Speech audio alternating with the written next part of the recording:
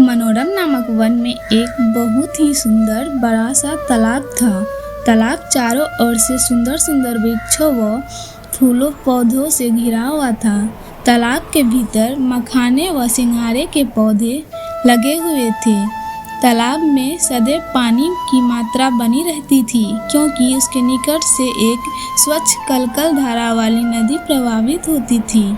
एक समय की बात है, दो मछुआरे मनोरम वन में विश्राम कर रहे थे। तभी उन्होंने देखा उस तालाब में खूब सारी मछलियां उपलब्ध है। दोनों मछुआरे आश्चर्यचकित होकर विचार विमर्श करते हुए कहते हैं, हमें आज तक इस तालाब का पता क्यों नहीं चला।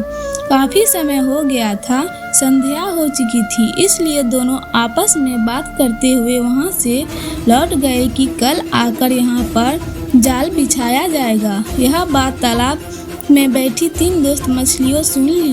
उन्होंने आपस में मंत्रणा की कि यह बात पक्की हो गई कि अगले दिन मछुआरा आकर यहाँ जाल बिछाएगा और हम सभी को पकड़ लेगा। क्यों ना हम लोग तालाब से निकलकर नदी में चले। उन मछलियों में से एक मछली दोस्त आलसी थी। उसने बात को अस्वीकार नहीं किया और कहा कि जब मछुआरे आएंगे तब हम कहीं छुप जाएंगे। अगले दिन जैसे ही मछुआरा आया, एक मछली दोस्त छलांग लगाकर नदी में भाग गई। आलसी मछली और एक और मित्र भी उन सभी मछलियों के साथ जाल में पकड़ी गई। किंतु जैसे ही मछुआरा जाल समेटने के लिए आगे बढ़ा तो समझदार मछली ने मरे होने का झूठा स्वांग नाटक किया। मछुआरे ने मरा हुआ समझकर उस मछली को निकालकर फेंक दिया।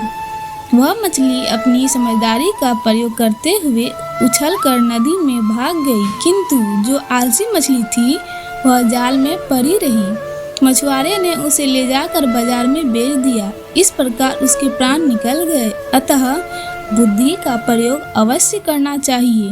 बुद्धि का प्रयोग करके ही हम विकट परिस्थितियों में बच सकते हैं। शिक्षा, बुद्धि का प्रयोग समय पर करना चाहिए। इससे भविष्य की रचना होती है, अन्यथा मृत्यु।